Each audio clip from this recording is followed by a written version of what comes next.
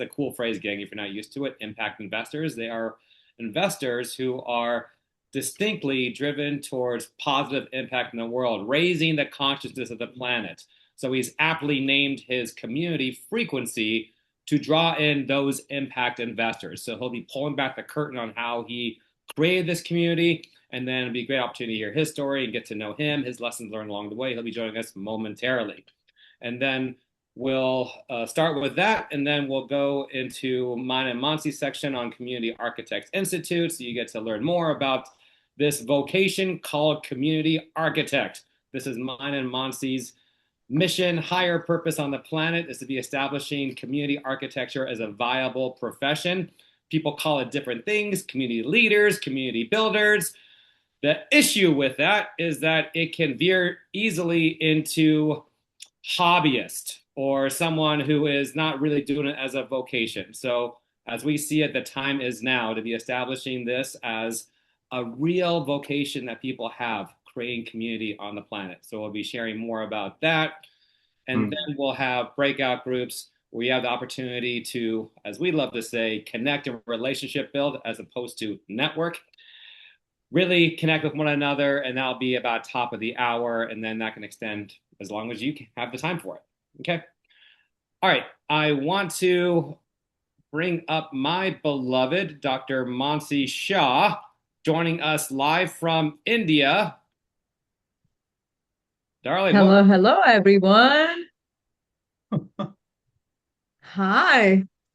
It's about 10:38 p.m. here, so if I look a little tired and sleepy, I've had a full day of activity, and I'm so excited to be here, guys. This is um something that we want to really bring as a opportunity for people to understand how to gather online in a more I would say heart-centered and more purposeful ways, because we are standing for a future where community architecture is actually a part of this profession called the community architect. So we are really excited for what we are standing for and where we've landed in 4 years of being together and doing about almost 24 uh, 1 day to multi-day retreats and immersions, experiences, whatever you want to call it.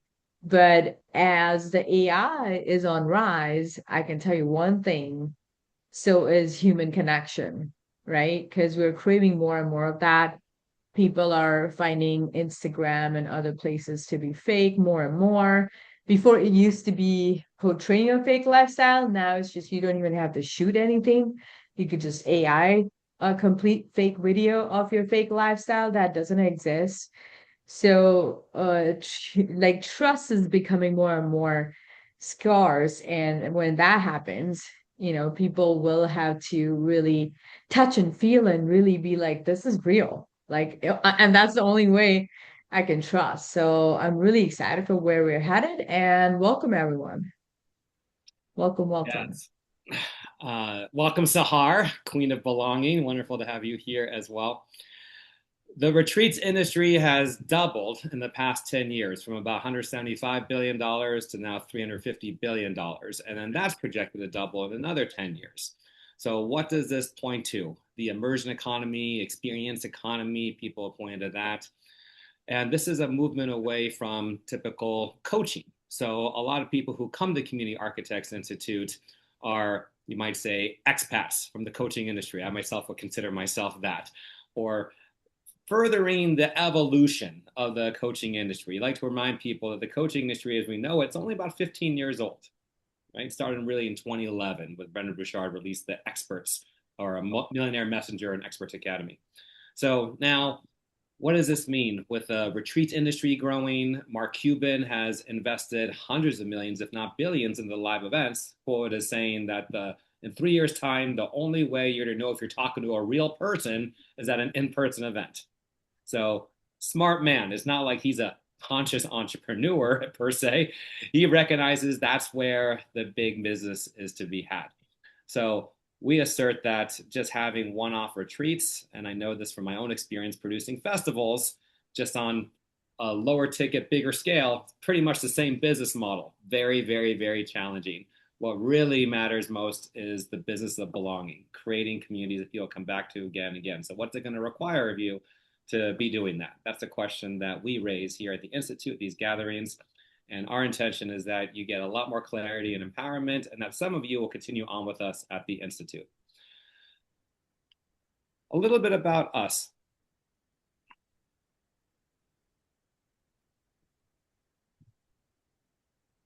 Monsignor founders of the Community Architects Institute. Our headquarters is here at the ARC.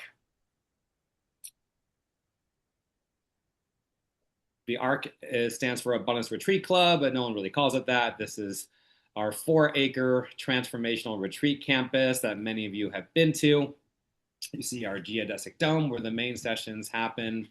And we're here in East San Diego, about 30 minutes east of the beach in Del Mar. And we absolutely love it. It's very, very grounding, nourishing, a place for tribe to really come together, and where a lot of the networking personas just disappear and the authentic self really comes through. And that's why we're really thrilled that people come back again and again and again. We've had Marie Diamond here, you see from The Secret. Doria Cordova, founder of Money New, has been a regular. We also had Larry Namer, founder of E! Entertainment Television, has come down to be with us. Really, and of course, David Gruder, esteemed faculty for the Institute, someone we love, comes to all of our retreats. He guided Bertie Dorman with CEO Space. That was a big project of his, you know, CEO Space International. And now he's looked to us here at the ARC of the Institute as his next project, which we're very honored by. Our core values, gang. 1, retreats are oxygen. It's time to elevate the status of retreats as not just a luxury or something that some people do who are at a certain socioeconomic level. Let's take the case that retreats are oxygen. So we mean multi-day, in-person, intimate immersions in nature, right? That's how we might define a retreat. So a seminar in a hotel ballroom or a classroom, yeah, you're retreating from your day-to-day routine. However, we wouldn't really call that a retreat. So there's a multi-day, in-person, intimate, curated environment in nature is how we would describe a retreat. And it's time to recognize that this is oxygen for humanity. This will regulate humanity's nervous system, which has been horribly dysregulated. I think many of us can agree across the last 15 years, how we've been living our lives behind devices. And of course, all the separation and polarization, and we see the loneliness epidemic. It's all different ways of saying that we have a dysregulated nervous system. So consider that retreats exist to regulate people's nervous systems. And that's why everyone must have access to this. And you as community architects, retreats is part of your model. Community enhances any business, i.e. real in-person community. Consider that whatever your business is, it could be coaching, it could be a tech product, whatever it is, that it will be enhanced by having people gather in person who are into what you're doing, who use your product, who believe in the mission of your product or your coaching business. Whatever it is, it will enhance your business dramatically. Let's just take a real stand for that. And this is really stemming from having a true love of bringing people together. Nothing works without love. Community leaders work way too hard to not have legacy assets. Actually, Darling, do you want to speak on this one real quick? Absolutely. Well, coming from India, we are big on having legacy, and a lot of it is embedded with having proper succession plan with how, this culture just works that way. And that is something that I've seen as missing in the American culture. And of course, it would be because we're only about 250 years old as a country.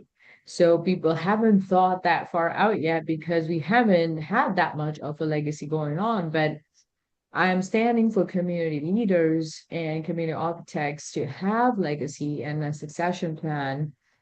And it doesn't have to come from blood. I'm here studying one of the most amazing communities that has been standing for 250 years now, and just studying the principles, the workings. I literally was there at one of the centers that is built in about, I think, 500 acres today. And I spent hours understanding their succession plan and how they do that. And these are not blood. These people are not blood. They are soul family. So it's just fascinating to see how this huge establishment was built by a few leaders that were committed, and then there was a full succession plan and a legacy plan for the community to stand strong. The same community has just recently built a $100 million temple in California, not far from us, John. We should go visit. It's in Chino Hills. So yeah, it's just amazing what they're doing. So it's something that we're bringing to Community Architects Institute. Really Yes, I exciting. love it. So, whether you look at organized religion as one example of how they've created community as sustained generation after generation after generation, and at this point in time, organized religion is declining in its popularity and membership base, right? And in our world, that equals market opportunity. People still have the need, one could assert, more than ever to come together in community. And if this structure is not working, then what structure would work instead for them? I invite you to really sit with that question, right? What is your unique expression for that? Another reason we have this in our value system is that the typical trajectory for a community leader is that they pour all of themselves into design their community, launching their community, leading their community.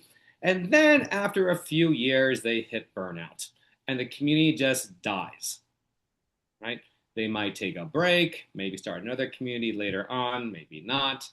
They might make up a story that it's just way too exhausting to lead a community. So then they don't even have another go of it, which is really tragic. That's why we're speaking about it, because obviously they had the heart, they had the skill, they had the relationships, and people, they created something people want to be a part of. However, they did not think as entrepreneurs. As entrepreneurs, we have no 401k at the end of the rainbow. Okay. We have our retirement plan is to sell our business, to leave it to someone, right? To have someone take it over, run it for us, and we earn money passively from it. This is the equivalent of our retirement plan. So, something that we do believe in is real estate. And then as you grow your communities to be acquiring real estate, this is part of the journey as well, the Institute. All right, let's move through these a little more quickly. Community leaders must rise together. We see it that we're here to raise human consciousness, and this is a big assignment. So there's room for all of us to rise together. Okay? And truth will always prevail. I'm someone that you can always point the truth out to, and I will always listen to it. And that's just my firm belief, as Monsi and I both share, that as long as we commit to truth in every conversation, that is the North Star that we can always rally around. Not fluff, not hype, not if I pull this puppet string at this particular time, it will make people rush to the back table and buy my mastermind kind of stuff. That is not truth as we see it, capital T, right? That is tactic, but not truth. So we're here to really reveal what is the truth of someone's authentic expression, their divine leadership, and the impact that they're truly here to make, right? It's something that gets revealed to you along the way, and there's layers of truth to it. So that's one reason we're moving away from the coaching program, which has templates and so forth, right? Like follow this exact system. It doesn't really highlight your sovereignty and your unique leadership. That is truth in action, truth in this beautiful essence.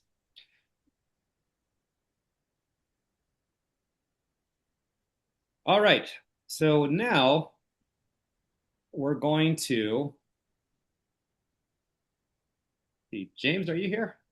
Or Alex, excuse me. No, I don't see him anywhere.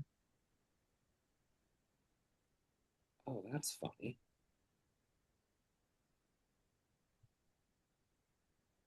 Um, Honey, how about you take over for a minute? I'll be right back. Absolutely. Well, this is exciting. we have to pivot a little bit here and let's have a conversation, guys. So, what's opening up for everyone here with where the future is headed with, the rise of AI on one side? We're just kind of two polarizing ends of the same, I would say, era that we're in right now because AI is changing the whole map of planet so fast. And what we have realized is that also the need for human connection and trust is also on rise because people are lonelier than ever. They have access to a lot of things, but they're feeling this I would say leading edge loneliness, which is like they're some of them are leaders and they're not able to really commune with other leaders in a way that they want to. So let's open up for a conversation. You want to raise your hand? Let's hear some voices here. I don't mind starting. Absolutely. Let's do it, Sahar. Hi, everyone. My name is Sahar. Some of you may have met me last time I was here as a presenter. I am the founder of the Soulful Leader community. So I've been leading events and community, rather, it shouldn't be events, for the past 20 plus years. And, I believe when it comes to AI, it's a generational experience. Our generation, I'm in my early 60s, 62 years young. I feel like the community that I have built, the majority of the people are between the ages of 55 up to 70, 75. We haven't really caught up. In business, of course, I use AI all the time, but there's a lot of us who have not yet caught up to the AI, and we need to educate them on the balance of AI versus how we grew up to be coming together in community. And so when I think of AI, of course, it's an amazing tool if we use it right. But at the same time, there's still a lot of people that still want to meet in person, want to go to retreats and come to my events. Because when I do my events more than ever, I get more people that are joining because they really value and understand the depth of community and coming together and belonging. So that's my experience been so far. And yes, I love what you said, you and John. Absolutely. The people want to come together. But again, you have to look at the generation. Like, I have two millennials daughters. They might not be as interested, right? That maybe they'll go on online or whatever, or this Gen Zs. But for our generation, I think it's a total different ballgame. Thank you for sharing that. Absolutely. Absolutely. Who else would love to share? Appreciate all the shares coming up Yeah, here. we got Alex's hand up, and I'd love to keep moving. We can go to the official interview portion of today. How's that Yeah, sound? let's do it. Let's do it. I'm excited for that. All right. And Let's give Sahara a whoosh. So from our heart to hers. All right. So we're gonna say whoosh and then send love to Sahar and whoosh. whoosh. And you could do some emojis, guys. I love to see some, hearts here or whatever you feel like that's appropriate. But let's keep it fun. I love keeping our interactions more fun and joyful because that's what life is all about. At the end of the day, we came here to love each other and we came here to rise together. So let's do that with Alex. Yes, and I do want to say one quick quote in the Sahar share reminded me that people say, well, young people are going online and so forth, and a saying we have about all of this is the day an online event is as good as an in-person event is the day that online sex is as good as in-person sex. That day is And never. that day is never. Huh? So the same applies with in-person communities. Okay. Okay. All right. Alex Fairman, devoted to uniting people to create a bright future. Actually, let's pull him up right now. Devoted to uniting people to create a bright future. Frequency is an ecosystem where conscious investors and builders unite to envision, fund, and implement a paradigm where life flourishes. We met Alex Actually, it was at Pink Palace, 4th of July. I remember it vividly. And I thought, well, that's a strong leader. So one of the things I look for, gang, is who are the men I can stand shoulder to shoulder with on the battlefield, right? I have a warrior past life, right? So when it comes to men, like who is solid that I could stand shoulder to shoulder with on the battlefield? And I saw Alex at this party and we got to talking. I said, this is a solid man. I want to stay in contact with him. This was about 2 years ago. As we've come to learn more about him, he's been over to the Ark. We've had wonderful times together. Been very impressed with what he's created with Frequency. Obviously, there's energetic overlap between our respective missions of awakening and unifying humanity through the power of business. He's created something really magical with the retreats that they've hosted internationally, Cabo San Lucas, and other places where leaders like previous community architects expert Yannick Silver have attended. And specifically with this purpose of impact investing, which I'm sure he'll be sharing more about today. All right, ladies and gentlemen, let's give a welcome whoosh to Alex Fairman and a whoosh. Welcome, Such a Alex. pleasure.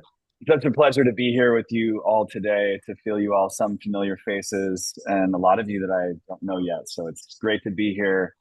Honored to be aboard, standing with you on this spiritual battlefield, John, as we march into a beautiful future. Yes. So one question we love to always start with is, when did this love for bringing people together start with you? So for me, the love for building community started pretty young. I was 14 years old. My father had just had me read some tough books, such as The Creature from Jekyll Island and other books about the reality of our world and some of the darker history that it has. And I was fired up. I felt purpose. I felt meaning. And I started pulling kids out from my high school to the dugout, one by one, who I thought were the high potential kids of our class. And I would sit them down and I would ask them, do you know there's a deeper purpose for your life? And do you want to know the truth about the world, even if it's painful? And if kids said yes to those questions, I would start teaching them what I was learning. And that was sort of the beginning of community building, of like, we got to wake everybody up. And so that was 14 was kind of the beginning of that.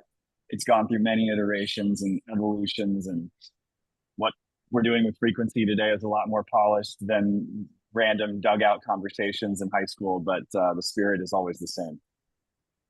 I love that. Your call towards being the Morpheus to the prospective Neos around you. I'm curious if you had to develop certain communication skills or how those conversations went and what you learned along the way about when you're on this mission to awaken people, to empower them. People are not always receptive. So what did you pick up along that way? Yeah. From that time, I guess I realized that not everybody was on the page that I was on, and that I needed to give people lots of opportunities to say yes. And I needed to not take it personally when they didn't. And that if I could kind of gauge where people are at, um, I could have a high likelihood that I would pick the right people. And so I think getting better at that over time and vetting is such a big part of being a community builder. Giving people opportunities to share where they're really at, inviting them into context and questions that help people sense make about what they think about the world, about what they think their role in the world is. But it's so important, that you give people the free will to choose their path, and then if their path aligns with kind of where we're going, then it's great that people hop aboard. But that's definitely been an important skill. Absolutely. It's a good example of power versus force. Also, training our intuition, gang. We do believe that intuition is a skill that you can train and develop, like fencing or learning a musical instrument. And this will save considerable time, energy, and frustration if we can train our intuition. Who are the ones who are receptive, ready to connect with us? Let's skip to more present day. So when you recognize that community building was going to be part of your business, was it initially with Frequency, or did you have a community before that? Yeah, so I did have a community before that. I ran a community called Next Level Coaches. This was back in maybe about 12 years ago. So we served about 4,000 coaches and consultants. really helping them grow their business. So that was the first community business I ran. Lots of lessons, lots of wisdom gained from that that were then taken into Frequency. Okay. So since frequency is the current focus, let's dive into that. How would you describe frequency to us? So Frequency is an ecosystem where we bring together leaders who are very deep in their personal journey and who have also built something in the world. So they've got a track record. They're on their second or third mountain now, building something else. And they're really desiring community to build together, to support each other, to grow together. And we primarily serve like a few different archetypes. We serve investors who are wanting to allocate their capital into projects where they're not only going to get returns, but they're going to make positive impact in the world. We serve founders, a much relatively, our community is mainly investors, but we also have a lot of founders in our community who we believe in what they're building and they go through a diligence process. Folks from our community may invest in their companies and then they become a part of the community doing it together. You know, we don't just want to write a check and say, see you in a couple of years, good luck. We want to actually be engaged and be part of that building journey together. So we have the investor archetype, the founder archetype.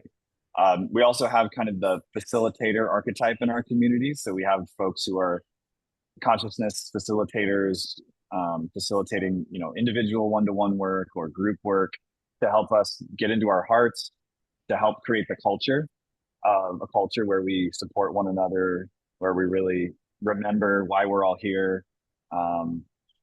You know, so those three archetypes are the primary community archetypes, and there's, you know, a sprinkling of other experts and super connectors in there as well. I'm wondering if you would walk us through one of your retreats and just the process by which you would create the event page. And then you have a really cool process because Monty and I haven't been yet. However, you have invited us. And right away, I was struck by this is a unique approach that you all take. So I'm wondering if you'd be willing to walk us through from how you invite people, then the inviting process, the application, the interview, and then the event itself, and then what happens after the event. Yeah. So the way our process works, we have an application page. We basically all of our events grow through word of mouth. We don't run ads. We just it's all grown through very organically. We have an application. People submit it. We hop on calls. We figure out if they're a potential fit. And we don't just because we're fitting for long-term members, we're not just selling event tickets, right? The event ticket is just the date to see if people want to have a deeper relationship. And so on those first calls, we're asking people about their vision. We're asking people about what the kind of community is that would be most supportive at this time. We specifically have to make sure, and this is a lesson I've learned, and I'll be sharing some of these lessons. I'm also in a period right now, 3.5 years in, where we're polishing this in a lot of ways right now. So I'm just gonna share all the learnings as well, which there are many that I can. You could walk us But through and then share what worked, what didn't, what you're learning on the way. Just like share with all of us, gang, because this is what's fascinating is that. So I want to give a little bit of insight. When Alex and I were setting this call up today with you all, right? Alex said to me, which is a testament to his integrity, I don't know, John, I don't have it all figured out right now. We're actually in the process of reevaluating some of our processes. I said, perfect. Because I don't trust the person who says, I have it all figured out, I got all the answers. I don't want that guy, right? Or gal, right? The one who says, like, well, some stuff has worked, and here's what I'm learning along the way. That's real, right? We mentioned truth earlier. So please share everything with us. Great. Yeah, thanks for that permission and invitation. And I will. I really want this to be valuable. And I think sharing some of the messiness is also probably more valuable than just the optimized processes that I know work. So I'll answer the first question about how we do our events, and then I'll go back through a little bit of lessons learned at each chapter of the journey, and hopefully that'll be really helpful.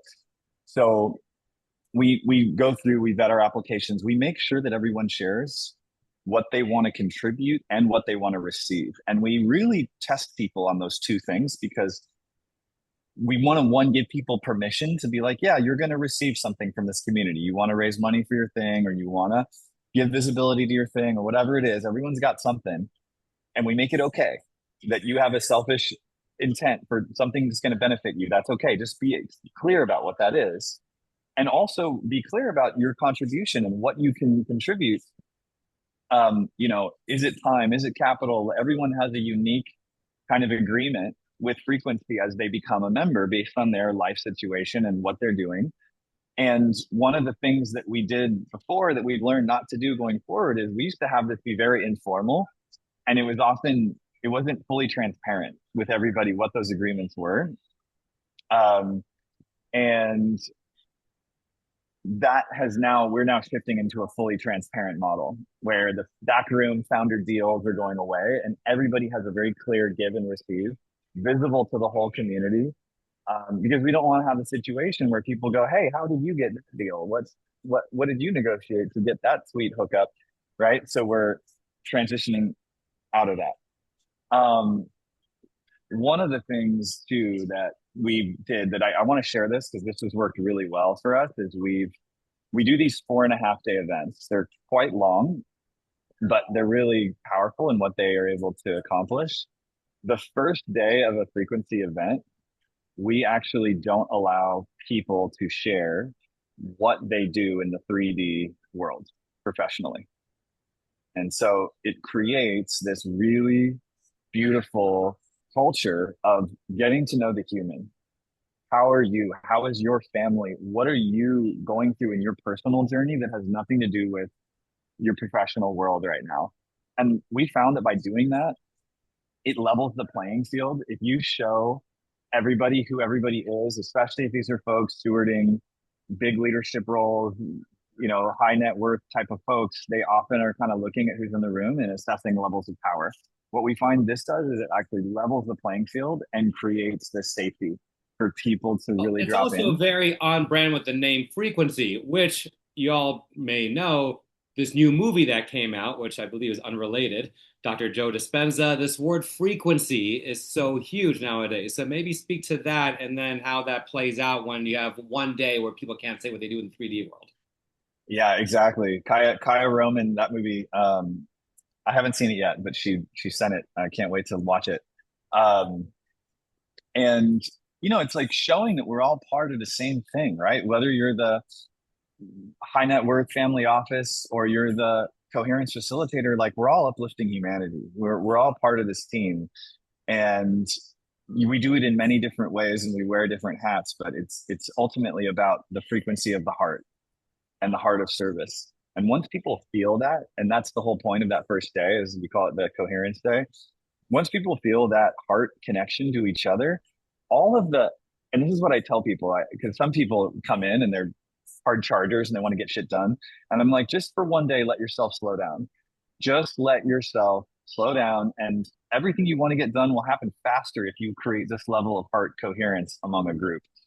And it's been really effective. So that's one of the things we're going to keep doing.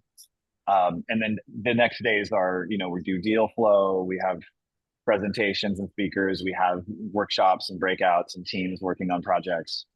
And we have like facilitated sessions that people can go and do with individual facilitators who we bring in, who are just incredible folks. So that's a little bit of the arc of our events. And then we run a membership community year round, which is another big point of evolution right now.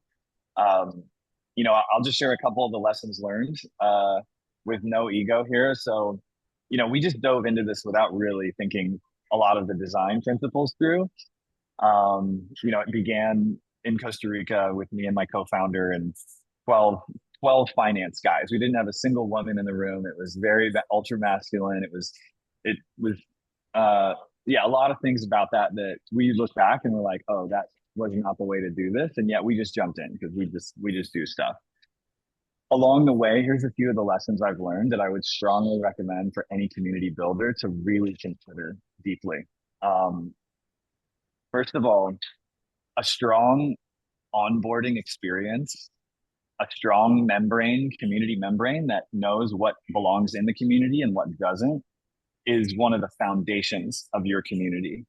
And I strongly emphasize that you put extra time into thinking about that onboarding process. I'll give you a little shorthand of what we're going to do now versus what we did then. In past years, we would basically just do one single call. That if people passed that call, they would get an invite to the event. And at the events, there would be a mixed bag of people who were an amazing fit and people who were somewhat of a fit. We're making that process stronger now. So you don't just do one call with one of us as the team. You also will do 2 calls with existing members who are going to be peers to you. And those peers are going to also help really assess you as an individual. Those people who do those vetting calls kind of report back to the team of like, this person's a great fit. I'd love for them to not just come to an event, but I would consider this person awesome as a member for the long term. So that's been a big lesson. You know, thinking about also the first 30 days of your community journey is really important, because that's what creates the glue and the buy-in as well. We've rebuilt after that. they've attended. So is it they attend a retreat, say in Costa Rica, and then can become members after attending one retreat and seeing if it's a fit? So then the first 30 days post-retreat after they've made a decision to join the community. Yeah, thanks for clarifying that, John. First 30 days after the event is like the onboarding to membership, and making that process really simultaneously well-designed, fun, high value, so that when people go through those 30 days, they actually feel the value of the membership for the whole year has already been accomplished. Because what we would do before is we didn't have that process disciplined. Some people would drift, and then they would be like, wait, what's the value I'm getting if they didn't get that onboarding right away? And then we would have to go and figure that out later. So yeah, so all of that has been like very important lessons learned. Another lesson learned has been that because we didn't have the strongest vetting and we were letting some people in that probably weren't the best fit, the challenge of getting somebody who's not a fit for your community out is way more than the challenge of stopping them at the door from getting in. And it has to be done so delicately. It's such an unenjoyable process, I will say, that I just really think long and hard about the membrane of belonging. And when that, just remember that the stronger that is, the more people are bought in for the long haul. Like, think about the communities that are harder to join, right? Think about like the Navy SEALs, or becoming, I don't know, a lawyer, or becoming whatever that is. Like, those communities, when you get into those communities, they stick together for long periods of time. There's a real bonding that occurs through the difficulty of joining that is actually what you kind of want if you want to have a long-term community that really sticks. So think about like some things that aren't as comfortable when people join. Good to see you, Mira. And then how that plays out over the long haul. Just that's a really important one. I just want to triple underline for all builders. Yeah. All right. We're going to open it up now for questions. Who has a question for Alex? Go ahead and put your virtual hand up.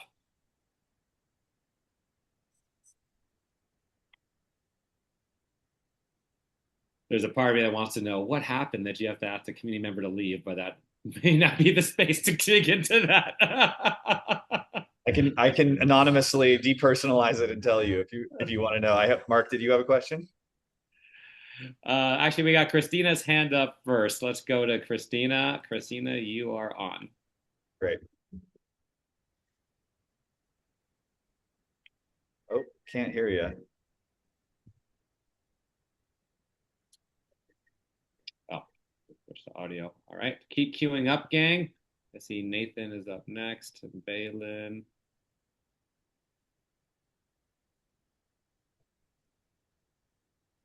Okay, maybe we'll come back to you, Christina, while you sort that out. Can you hear me now? We sure can. Yes. Okay. I really like the emphasis on the onboarding in the first 30 days. Like that really makes sense because I joined a community years ago. There was nothing, there was no onboarding. I even forgot why I signed up and I wound up dropping out. So, my question for you, do you make a distinction with a price point? Meaning, would you still do this for like a $97 a month program, like lower end versus a high-end mastermind? Do you still recommend that? Yeah, I would do it just a little differently. I would have the onboarding be primarily group calls. Um, and I would maybe, you can't do much one-on-one at that price point, but I would do group calls and I would do content and I would make sure that everybody actually completes. Um, and if they can't make the group calls, they watch the replay and they give you some of their feedback on that they watch the replay, and you have an input step as well as an output step at each one of those calls. So it really feels like they went through something together. Right. I mean, it really makes sense, even for a low end, to put more emphasis onto this. Like, for example, I have a gal, she's really inexpensive. She makes phone calls. So even if she just leaves a voicemail, hey, welcome to our community, um, I see that's a huge connection glue. Yeah. Thank you. That was my question. All right, thank you, Christina. Nathan, you are on. Thank you. I wanted to ask you about the question of starting with the retreat or starting with the club or starting with the group, because that's the dilemma I'm kind of facing right now. Yeah. I started out with a big, amazing retreat that John knows very much about. And then I started saying, well, maybe I need to build a community before I build the retreat. But except now we're kind of a little late in the game, so I'm having this balance of, do I bring people in at 1,000 a year or 100 a month and build all that up before I start dropping the $3,000 price on them or the $5,000 price on them for the retreat, no matter how great the retreat is. Yeah, that's a good question. And you can go either way. You can make it work either way. It depends. Like I would say if you've got like a wider audience, it makes sense to build a larger membership on the online kind of group thing first. If you have a smaller audience, I would suggest you start with the retreat first because that's where you're going to get the most kind of intimacy, and you can charge higher ticket and you can focus on just pouring into those few people. So that would be my gut reaction to that. If I could cheat and follow up, what would be a vetting process for them? Ways to build that size of start of the community. Dinners, events, higher ticket one days, evenings, things like that. Yeah, can you just clarify? Do you mean a vetting process Like if a vetting process for retreat capable and interested type folk? Like if you wanted to build that community, would you do dinners? Would you do events for them? Those kinds of things. Yeah, it's a good question, and it depends on geography, right? If dinners make sense, like we're doing dinners now, but only after 3.5 years. So it's a bit of a. I generally think the easiest thing for vetting is that you would, if you want to create a good vetting process, and I'm not sure what your price point is, if it's $1,000 a year, one call with you, and then have people have to come prepared, right, with some answers to stuff. Like give them some homework, make the gate to show up, not just time, but a little bit of care, a little bit of thought.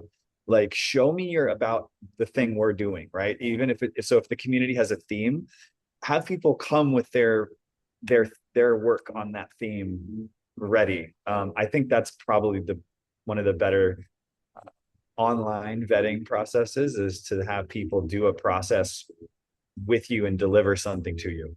Mm-hmm.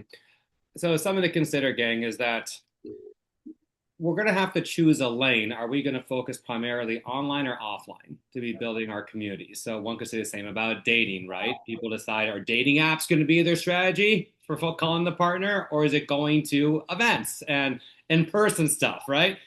So you try to do both at the same time, you're probably not going to be as successful as you can be. So us having the physical property of the Ark, and I get a lot more joy out of building this in person, right?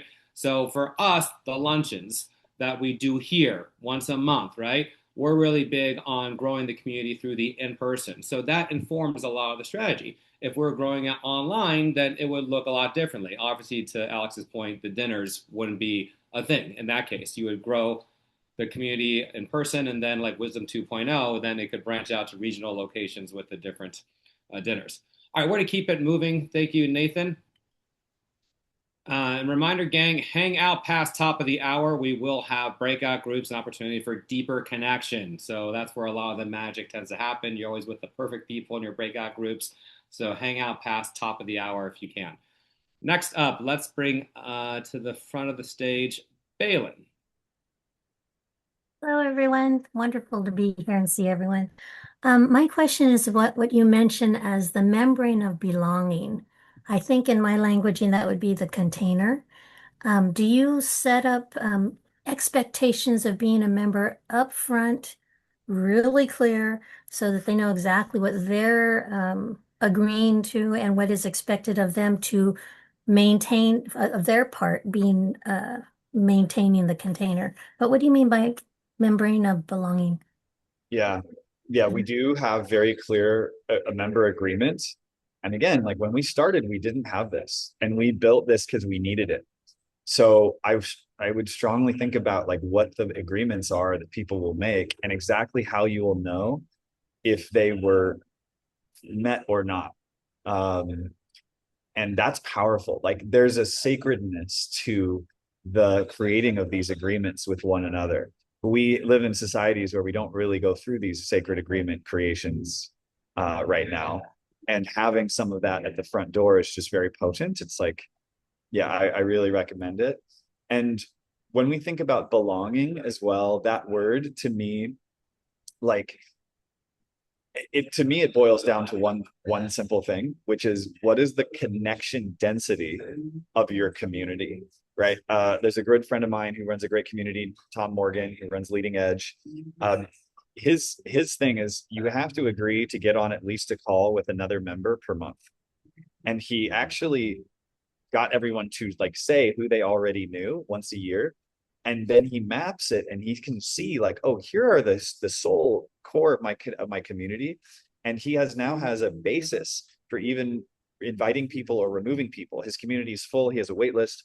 And the agreement is if you're not connecting with a new person each month, or if you're not engaging with the community, like it's not a fit for you to be here. And that's really powerful too, because now people feel like, oh, there's people who want to come in and I want to show up fully to be part of this. So it's a very powerful mechanic to create belonging. I love that. Thank you.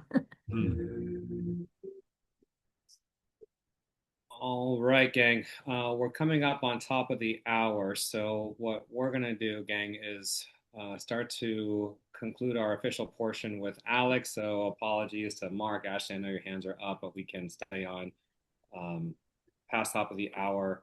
However, we did want to thank you, Alex, and any closing words you want to share with us. Yeah, and I can I'm happy to share to stay a couple extra minutes as well if anyone has more questions. I can leave the link so you guys can see kind of the community here, and I'm just grateful to be here. Apologies on my tardiness today. I was really great to be here with you guys, well, with all of you guys. And again, here for any questions. If you want to email me any questions, I also just want to be in service to this awesome community, and that I can feel you're building so many wonderful humans here, John and Monsi. I'll just leave my email here as well. And if you guys have any questions at all, and I really mean this, I will take the time to respond. You just send me an email and I'll try to help you from what I can. And good luck on all your community building adventures ahead. All right. So top of the hour, we're going to stay in the main room. So appreciate that you'd be able to stay with us a few minutes longer, Alex. So in the main room will be myself, Alex, and Monty if you want to stick around for additional questions. So just imagine if we're at an in-person event and you have the speakers on stage, when the event ends, You can either go to the speakers on stage, or you can hang out with other people who are in the seminar room or workshop retreat room with you, right? So that's what the breakout groups are, or you can hang out in the main room with the main presenters. Monty and I would love to connect with you further as well. Just to share a few quick slides as we come up on top of the hour. Here's some examples of community architects in action. First, we like to define what is a community architect.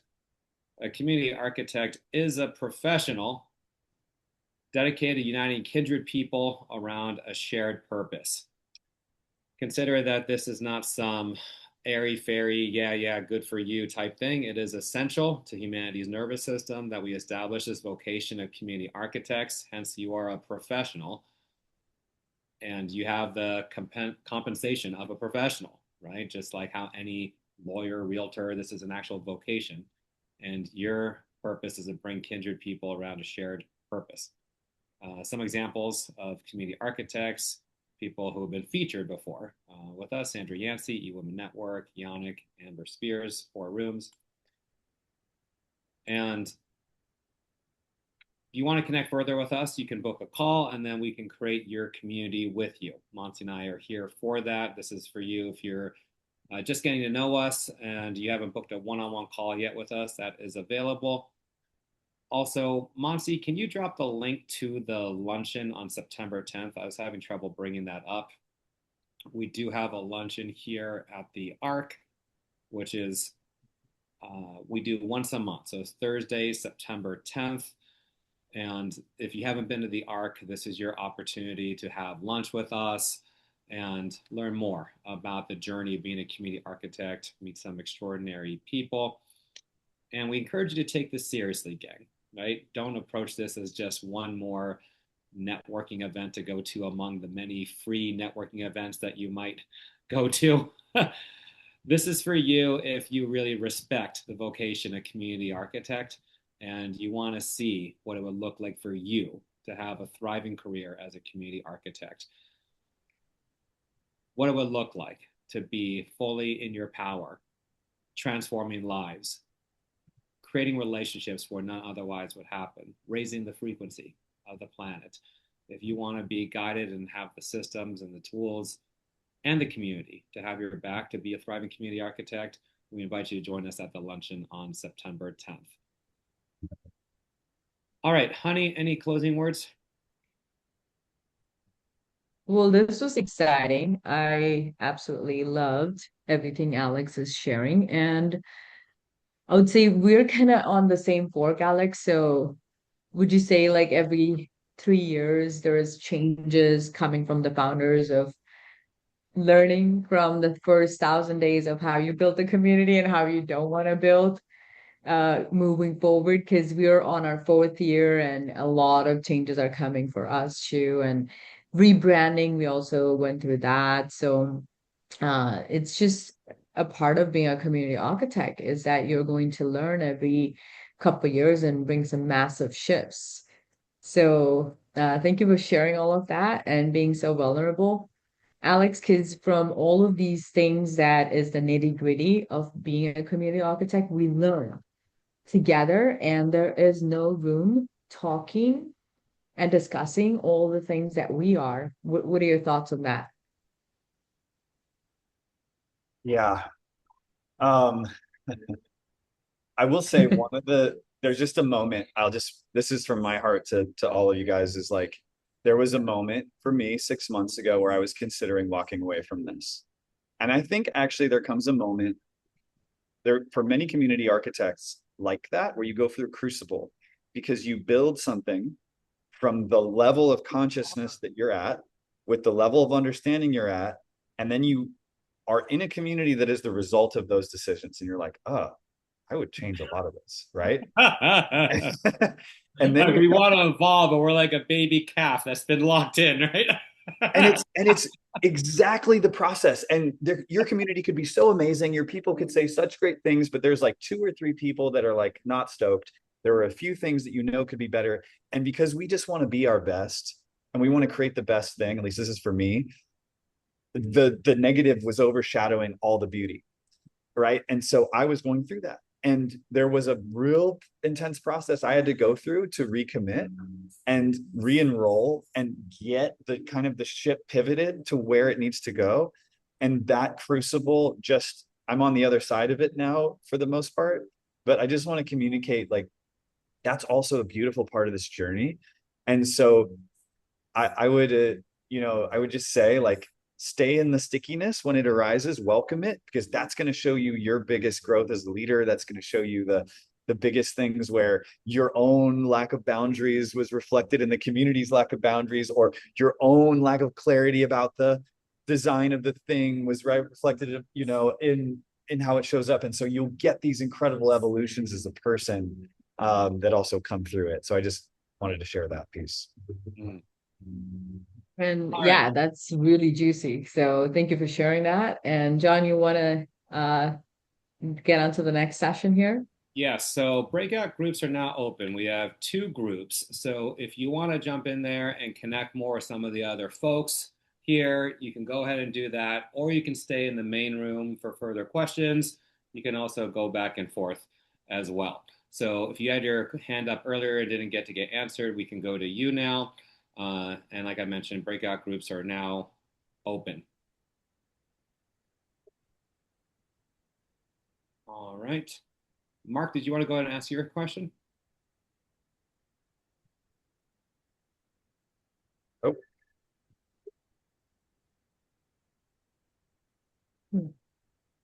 And